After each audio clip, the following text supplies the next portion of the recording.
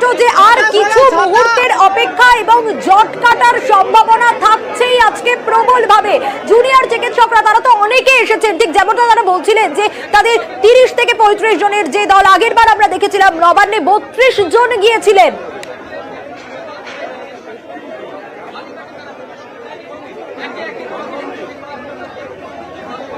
আবিরের কাছে আসবো, তবে তার আগে এই মুহূর্তের ছবিটা আপনাদের জানাই। কালীঘাটে জুনিয়র ডাক্তারদের প্রতিনিধি দল এবং আপনাদের দেখাচ্ছি সেই ছবি সরাসরি যেই মুহূর্তে বাস পৌঁছয় এবং তারপর কিন্তু একে একে তারা কালীঘাটে মুখ্যমন্ত্রীর বাসভবনে প্রবেশ করেন। একে একে জুনিয়র চিকিৎসকরা প্রবেশ করতে থাকেন এবং ইমেল পাওয়ার পর বৈঠক জুনিয়র ডাক্তারদের।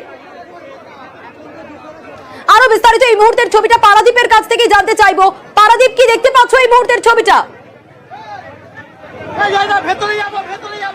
সোনিয়া, এই মুহূর্তে যে পুরো প্রতিনিধি দলে এসছে 30 জনেরও বেশি প্রতিনিধি দল, 32 বা 34, তারা কিন্তু পুরো দলটাই এই মুহূর্তে কিন্তু কালীঘাটে মুখ্যমন্ত্রীর যে বাসস্থল, যে আবাস, সেই বাসস্থলের দিকে চলে গেছে এবং ঠিক হরিশ চ্যাটার্জি স্ট্রিটের যে এই জায়গাটা সেখানে ব্যারিকেড করে কিন্তু পুলিশ সংবাদ মাধ্যমকে সেখানে তাদের আটকেছেন এবং যে প্রতিনিধি দল তাদের এখানে ঘিরে সেখান থেকে বার করে দেওয়া হয়েছে এবং যারা ছাত্রনেতা এসছেন, জুনিয়র ডাক্তারদের যারা এসছেন তাদের সঙ্গে কথা বলার চেষ্টা করছিলাম। তারা যেটা বলছিলেন, আমি অনিকেত মাহাতোর সঙ্গে কথা বলেছি, কিঞ্জল নন্দ তার সঙ্গে কথা বলেছি, তারা যেটা বলছেন যে তারা আশাবাদী এবং তারা বারে বারে প্রশাসনের পক্ষ থেকে, মুখ্যমন্ত্রীর পক্ষ থেকে কিন্তু বারে বারে বলা হচ্ছিল যে খোলা মনে আলোচনার কথা এবং তারা কিন্তু আজকে বাস থেকে নেমে যে কথাটা প্রথমেই বললেন যে তারাও কিন্তু খোলা মনে আলোচনা করতে এসছেন।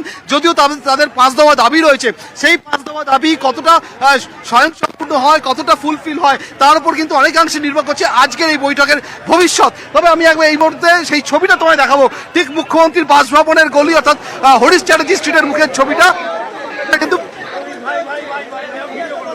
পারাদীপ, নজর রাখো, আমাদের অপর প্রতিনিধি সোমরাজ রয়েছেন আমাদের সঙ্গে। সোমরাজ, একে একে জুনিয়র চিকিৎসকরা ভিতরে প্রবেশ করেছেন মুখ্যমন্ত্রীর বাসভবনে, এই বৈঠক হবে এই মুহূর্তে, কি আপডেট পাচ্ছ, কি ছবি?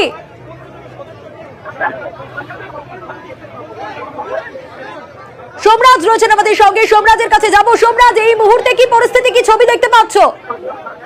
দেখো, কালীঘাটে মুখ্যমন্ত্রীর বাড়িতে একা করে জুনিয়র চিকিৎসকদের প্রতিনিধিদের ভেতরে ঢোকানো হচ্ছে। সেটা আগেই জানিয়েছিলাম যে যতজন প্রতিনিধি জুনিয়র চিকিৎসকদের আসবেন সবাইকে ভেতরে ঢুকতে দেওয়া হবে। 32 জন চিকিৎসক প্রতিনিধিকে ইতিমধ্যেই ভেতরে ঢুকতে দেওয়া হচ্ছে এক এক করে এবং যে প্রোটোকল থাকে মুখ্যমন্ত্রীর বাড়িতে ঢোকার, সেই প্রোটোকল অনুযায়ী মুখ্যমন্ত্রীর বাড়িতে ভেতরে ঢোকানো হচ্ছে জুনিয়র চিকিৎসকদের। এর পরবর্তী ক্ষেত্রে দেখার জুনিয়র চিকিৎসকদের তরফে যে দাবি এবং তার পরিপ্রেক্ষিতে মুখ্যমন্ত্রীর যে অবস্থান, সেটা গোটা বিষয়টা স্পষ্ট হবে। রাজ্য প্রশাসনিক মহল মনে করছে আজকের এই বৈঠকের পর যে জট ছিল, অর্থাৎ জুনিয়র চিকিৎসকদের যে কর্মবিরতি তারা করে যাচ্ছেন 34 দিনেরও বেশি ধরে, সেই কর্মবিরতিকে জট খুলতে পারে বলে মনে করা হচ্ছে।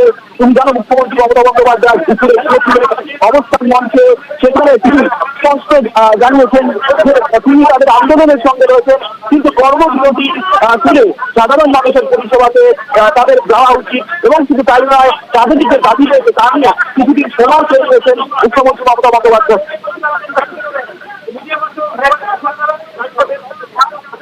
একেবারে সোমরাজ, আমাদের নজর থাকবে এবং যে ছবি ইতিমধ্যে দেখাচ্ছি সেই সময়কার ছবিটা, একেবারে জুনিয়র ডাক্তাররা একে একে মুখ্যমন্ত্রীর বাসভবনে প্রবেশ করছেন। জট কাটাতে মুখ্যমন্ত্রীর বাড়িতেই আজকে বৈঠক, তার বাসভবনে বৈঠক এবং দুপুরের যে ছবিটা দেখা গিয়েছিল তারপর অনেকটা নমনীয় আন্দোলনকারীরাও জুনিয়র চিকিৎসকদের আলোচনার বার্তায় সারা এবং কালীঘাটে জুনিয়র চিকিৎসকরা পৌঁছে যান মুখ্যমন্ত্রীর বাসভবনে। কারণ মমতা বন্দ্যোপাধ্যায় রাজ্যের মুখ্যমন্ত্রী, তিনি যখন পৌঁছে গিয়েছিলেন দুপুর 1টা নাগাদ স্বাস্থ্য ভবনে এই জুনিয়র চিকিৎসকদের অবস্থান মঞ্চে, তখন স্পষ্ট তিনি বলেছিলেন তিনি মুখ্যমন্ত্রী হিসেবে অবস্থান মঞ্চে আসেননি, তিনি এসেছেন জুনিয়র ডাক্তারদের দিদি হিসেবে। সেখানে মমতা বন্দ্যোপাধ্যায় তিনিও দিনের পর দিন কষ্ট পাচ্ছেন, এভাবে দিনের পর দিন অবস্থান করছেন ঝড় জল বৃষ্টিতে জুনিয়র চিকিৎসকরা। কালকের দুর্যোগের পর মমতা বন্দ্যোপাধ্যায় রাতে ঘুমোতে পারেননি, আজ ছুটে এসেছেন অবস্থান মঞ্চে এবং আন্দোলনকারীদের যে দাবি দাওয়া, আলোচনার কথা জানিয়েছিলেন মমতা বন্দ্যোপাধ্যায়। জুনিয়র ডাক্তাররা বলেছিলেন যে তারাও আলোচনা চান, এবার স্বচ্ছভাবে তারা স্বচ্ছতা নিয়ে আলোচনা চান, খোলা মনে আলোচনা চান। জুনিয়র ডাক্তারদের কি কি দাবি, 5 দফা দাবির কথা তারা জানিয়েছিলেন, কি কি বলেছিলেন শোনাবো। আমরা ভেবেছিলাম কোনো একটি প্রশাসনিক জায়গায় আমাদের ডাক আসবে, সেটা স্বাস্থ্য ভবন হতে পারে, সেটা নবান্ন হতে পারে, কিন্তু আমরা দেখলাম খুব অদ্ভুতভাবে আমাদের ডাকা হলো কালীঘাটে, মাননীয় মুখ্যমন্ত্রীর বাড়িতে।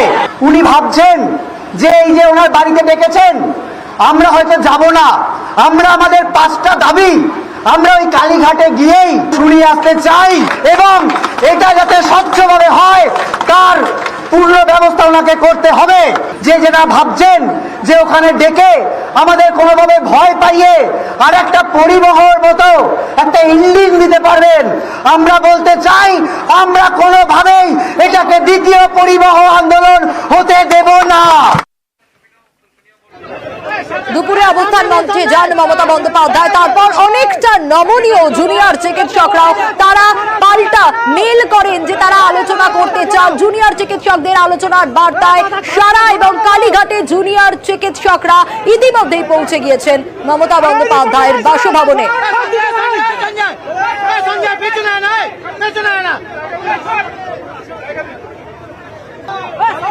দুপুরে অবস্থান মঞ্চে যান মুখ্যমন্ত্রী মমতা বন্দ্যোপাধ্যায়। আজ জট কাটার সম্ভাবনা রয়েছে, সূত্রপাত ঠিক কোন জায়গায় একটু নজর রাখার চেষ্টা করব। আজ মমতা বন্দ্যোপাধ্যায় দুপুর 1টার সময় পৌঁছে গিয়েছিলেন এবং সেখানে গিয়ে তিনি স্পষ্ট বলেছিলেন যে মুখ্যমন্ত্রী হিসেবে তিনি আজ অবস্থান মঞ্চে আসেননি, তিনি এসেছেন দিদি হিসেবে। দিনের পর দিন জুনিয়র চিকিৎসকরা যেভাবে কষ্ট করছেন ঠিক সেভাবেই কিন্তু মমতা বন্দ্যোপাধ্যায় তিনিও কষ্ট পাচ্ছেন। তিনি রাতের পর রাত ঘুমাতে পারেননি। গতকালের যে দুর্যোগ, তারপর আজ ছুটে গিয়েছেন মমতা বন্দ্যোপাধ্যায়, পৌঁছে গিয়েছেন অবস্থান মঞ্চে এবং সেখানে কথা বলেছেন, আলোচনার কথা বলেছেন। এবং তারপর জুনিয়র চিকিৎসকরা বলেন, মেল করেন যে কোথায় যেখানে বলবেন, যেভাবে তারা আলোচনা চান, স্বচ্ছতা রেখে তারা খোলা মনে আলোচনা করতে চান। তারপর কিছুক্ষণের মধ্যেই মুখ্য সচিবের তরফ থেকে মেল আসে, সেখানে স্পষ্ট জানানো হয় যে কালীঘাটে মমতা বন্দ্যোপাধ্যায়ের বাসভবনে সেখানে বৈঠক হবে। 7টা থেকে এই বৈঠক শুরু হওয়ার কথা।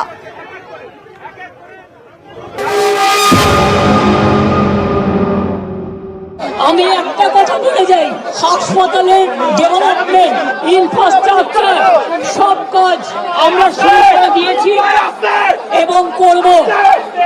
আমি সব হসপিটালে রোগী কল্যাণ সমিতিতে প্রত্যেকটা একদম রাজ্য থেকে শুরু করে সব মেডিকেল কলেজ এবং মাল্টি সুপার হসপিটাল যত রোগী কল্যাণ সমিতি আছে আমি প্রিন্সিপালের চেয়ারম্যান করব এবং তাতে জুনিয়র ডাক্তারও মেম্বার থাকবে, সিনিয়র ডাক্তারও থাকবে, নার্সও থাকবে, একজন পাবলিক রিপ্রেজেন্টেটিভ থাকবে এবং পুলিশ থাকবে। এই সিদ্ধান্ত আমি নিয়েছি। আপনাদের আরজিকর মেডিকেল কলেজেরও আমি রোগী কল্যাণ সমিতি ভেঙে দিলাম এবং সব মেডিকেল কলেজের আমি রোগী কল্যাণ সমিতি ভেঙে দিলাম। আমি নতুন করে এটা তৈরি করব। আগের দিন নবান্নে বৈঠক হয়নি, সেই জায়গায় লাইভ স্ট্রিমিং এর কথা বলে কিন্তু সেই বৈঠক ব্যর্থ হয়েছিল, শর্ত দেওয়া হয়েছিল। আর তারপর আজ মমতা বন্দ্যোপাধ্যায়ের মাস্টার স্ট্রোক, একেবারে অবস্থান মঞ্চে দুপুর 1টার সময় পৌঁছে যান মমতা বন্দ্যোপাধ্যায় মুখ্যমন্ত্রী এবং স্পষ্ট বলেন যে মুখ্যমন্ত্রী হিসেবে তিনি আসেননি অবস্থান মঞ্চে, এসেছেন দিদি হিসেবে। আবেদন করেছেন যাতে কর্মবিরতি তুলে নেন তারা কষ্ট করছেন দিনের পর দিন, জুনিয়র ডাক্তাররা যাতে আর কষ্ট না করেন, কাজে ফেরেন, আবেদন করেছিলেন মমতা বন্দ্যোপাধ্যায়। শোনাবো।